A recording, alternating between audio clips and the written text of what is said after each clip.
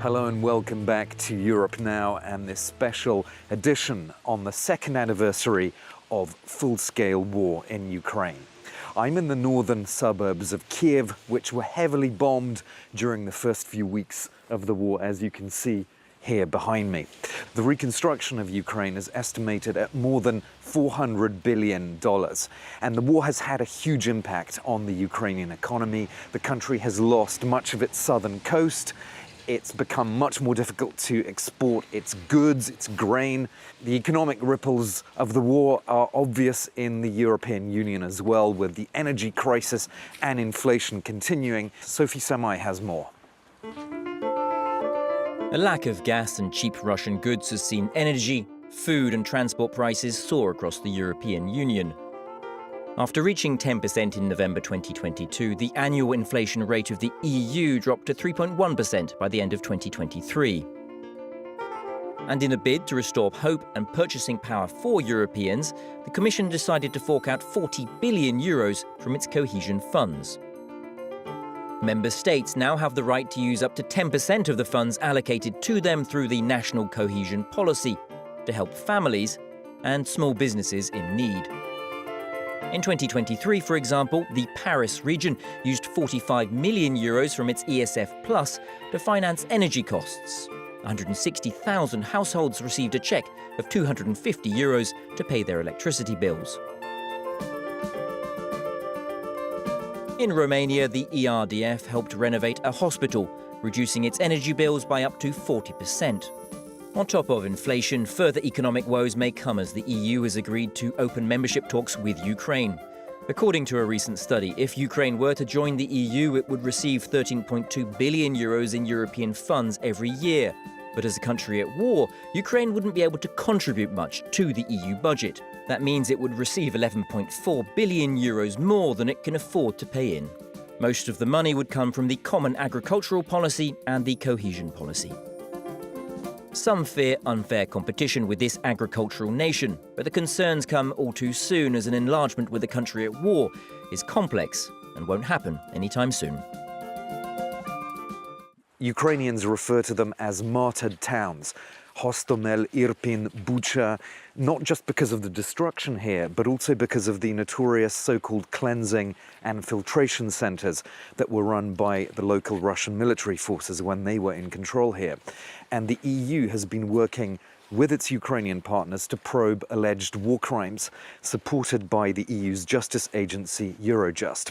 The EU has also been active in trying to revive some of the local economies here.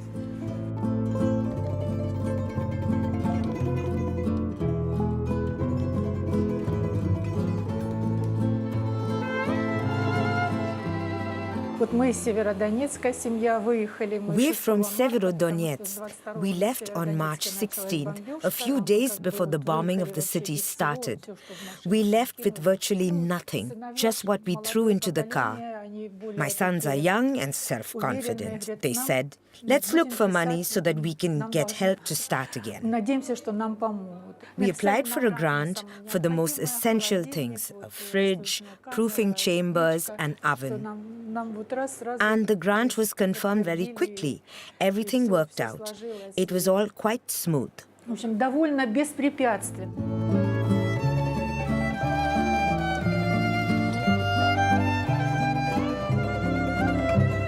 I'm at the Zim Bakery in Bucha with Irina Hubarets, who is the sector manager for competition and economic cooperation at the EU delegation here in Ukraine. Thank you so much for being on the program. Thank you. Tell us about this bakery and this EU project. This Dim Boulangerie, they started their business from scratch using the EU for Business grant, which they've won in the open competition, which we have administered last year.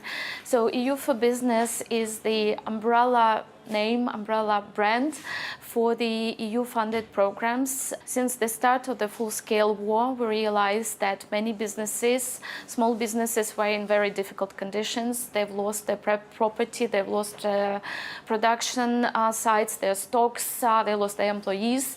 And we mobilized very quickly our support together with our implementation partners. So a little bit about this competition. How many people apply generally? What percentage of them are awarded EU help, actually? Last year we had the first competition for 1.2 million euro, where we selected 300 micro enterprises like this one and awarded them with a micro grant equivalent of 4,000 euro. So this year we had another competition where we have selected 750 companies. Thank you so much. Thank you so much.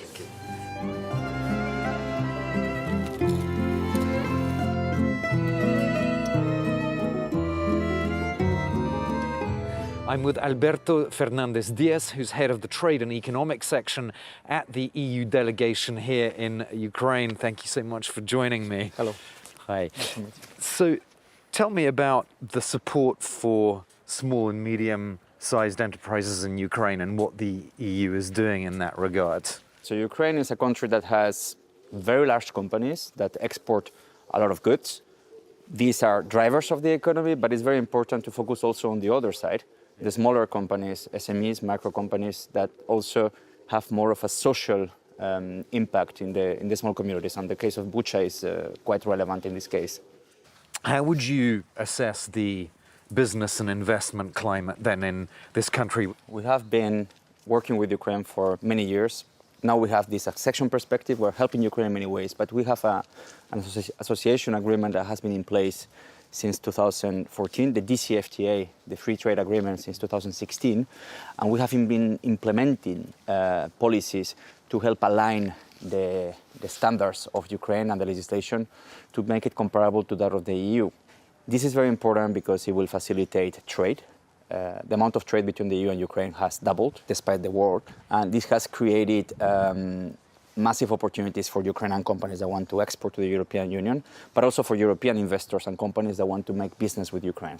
But some of the special trade measures that have been put in place for Ukraine has caused a lot of tension with Poland particularly. We needed to find a way for the country to keep on working, for the economy to function. The Black Sea was closed. Now, in every situation, there are always some issues that arise, and we have been working with our partners, with the EU member states that are impacted by these measures, in order to find solutions which are beneficial for both sides. Thank you so much, Alberto Fernandez-Diaz. Thank you. In Poland, more than 1.5 million Ukrainian refugees have found a new home. There are also concerns that giving Ukrainians the right to work in the EU could undercut the local labour market. Luke Brown tells us more from Poland. Suwałki in northern Poland is known as the coldest corner of the country, but the small town has also provided a warm welcome for 1,500 Ukrainians. Katerina and her family were amongst the first to arrive. She worked at an EU-funded information desk, providing guidance for new arrivals. Because even now, just 2 weeks ago, people came here from Ukraine. And I see in their eyes the same feelings that we felt when we arrived. That's why we're here and trying to help people. Because we've been through it ourselves, we understand how difficult it is. The parents intend to return to Ukraine once the war is over, but for 15-year-old Arseny, after spending 2 formative years in Poland, life in Europe is appealing. I think the level of education is higher than in Ukraine. That's for sure. And I can already speak a little bit of Polish. So it will be easier to continue my studies here than to go somewhere else or return to Ukraine. This NGO received €50,000 from the EU's cohesion funds for cross-border regions, providing language classes as well as counselling to help the newcomers access the job market, part of the EU's Care Fund for Ukrainian refugees. These are doctors, psychologists, these are managers, lawyers. This is what they are. Of course, there are also factory workers. But the biggest obstacle to integration for them is the language barrier. So we have to work to ensure that doesn't get worse, and we try to remove it. Poland has welcomed 1.5 million Ukrainian refugees, but now patience in some sectors is wearing thin. In February, Polish farmers protested against the import of cheap Ukrainian grain. And this winter, Polish truckers blockaded the Ukrainian frontier, angry at lower wages paid to non-EU drivers. That truck blockade has been lifted until March. This queue is simply the 10-hour wait Ukrainian drivers still have to endure. Our economy is struggling even more because of this war. These protests are making it even harder for us. These trucks are a lifeline for the war effort, allowing Ukraine to export 60 million tons of foodstuffs since the start of the war. Igor has been a trucker for 30 years and earns at most €500 a month. He sees the EU as an El Dorado. Even in the good times, when there were no strikes, we were barely making ends meet. If we were in the European Union, I would be paid accordingly. But that's not the case. I'm not paid in the European Union. Stanislav Lechik's road haulage business has been hit by sanctions in neighbouring Belarus. He's been forced to reduce his fleet of trucks by half. He says the lower costs of his Ukrainian rivals are unfair competition. It's not acceptable that a country that's not adapted to the European Union and does not meet any related requirements takes away our jobs. We bear the costs of war because we can't work and we give our work to Ukrainian companies. They take over our markets, they enter, and we're left without a job.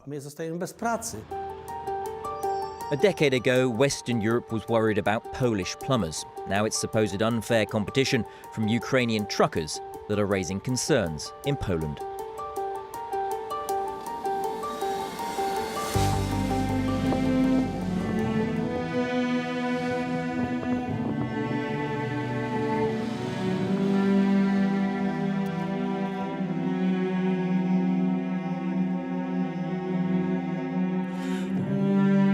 We're back in Ukraine now, and we're in the town of Borodyanka, which is 50 kilometers northwest of Kiev.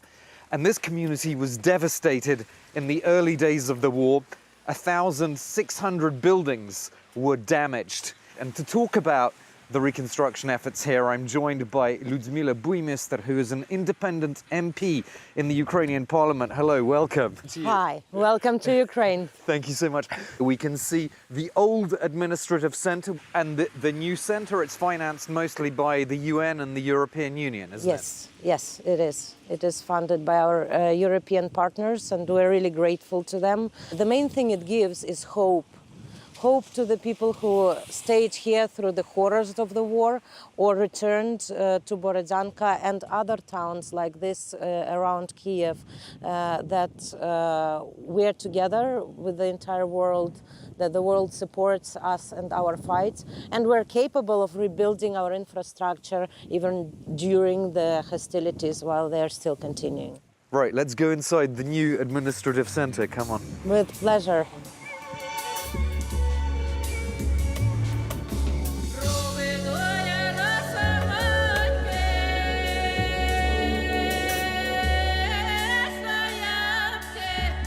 So, Lyudmila, reconstruction is not only about rebuilding people's houses or private homes, it's about rebuilding administrative services as well. Sure, especially now during the war, those services are really, really needed for all the people who lost their documents or their birth certificates, passports, property documents, registrations of displaced persons in this area. They all come through this administrative services centers. And reform of administration, is that linked to the EU integration process? Reform of the local governance is one of the key milestones for Ukraine's entering the European Union, and the Parliament and my colleagues from the respective committee in the Parliament are working very hard on completing this reform.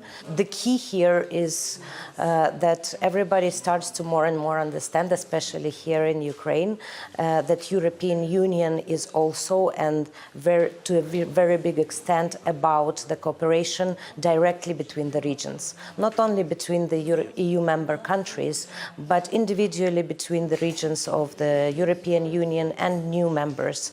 So when you first came into Parliament, it was with the governing party, Servant of the People, but you left the party and you didn't vote with them on a key law against oligarchs. Just explain all that. The so-called law on oligarchs, which I was the only one from the party to vote against. But that's because I remember the most recent Russian history quite well. And the instruments that that law was offering were actually not systemic changes into Ukraine's attitude towards corruption. And that reform, it's a difficult process. So substituting it with registers and prohibitions to own certain types of assets in certain industries is the practice that Russia followed after the expropriation of Yukos in 2004. And I definitely wouldn't like to see the same practice implemented in Ukraine. Thank you so much, Lyudmila Buimister, independent MP in the Ukrainian parliament.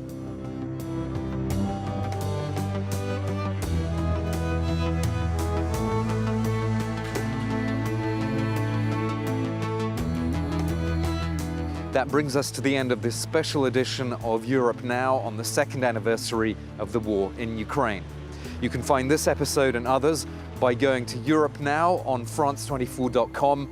And of course, you can use those keywords, France24, Europe Now, to find us on all the main social media platforms.